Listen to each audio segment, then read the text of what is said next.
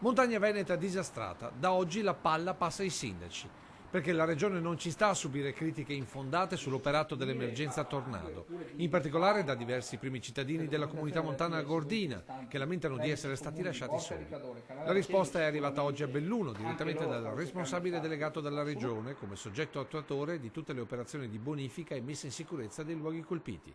Non è assolutamente vero, perché comunque sono nel territorio bellunese, in particolare in quel territorio 2 volte alla settimana incontro periodicamente i sindaci e la comunità montana. Infatti non mi spiego, diciamo così, questa uscita. Un conto è incontrarli, un conto è cominciare a fare le cose, vero?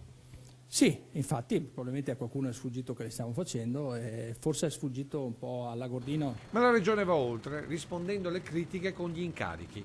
Così da questa mattina, con un'ordinanza firmata dal governatore e commissario all'emergenza montana Luca Zaia, i primi cittadini coinvolti sono diventati a loro volta soggetti attuatori nei loro territori. Siccome le foreste non si ricreano con le polemiche, ha commentato il governatore Zaia, ho pensato di dare anche ad altri sindaci quei poteri che consentiranno loro di affrontare direttamente le problematiche dei loro territori.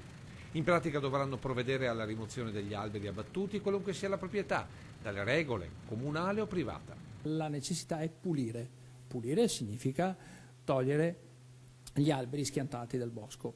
Se non lo fai tu, ci sarà un tempo in cui non potrai più farlo perché qualcuno si sostituirà a te e non si pensi che si sostituirà a te per darti i soldi che avresti dovuto prendere tu, ma lo farà e userà i soldi eventualmente che arriveranno per pulire quello che tu non hai pulito. E questo per evitare il diffondersi di infezioni nei boschi.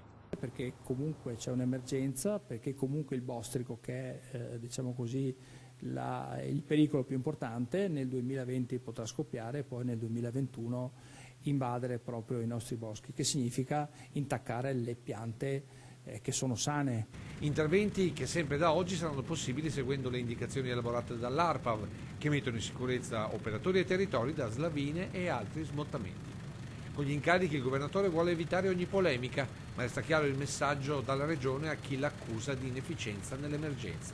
Prima di dire certe cose bisogna anche parlare tecnicamente dove si possono fare le cose.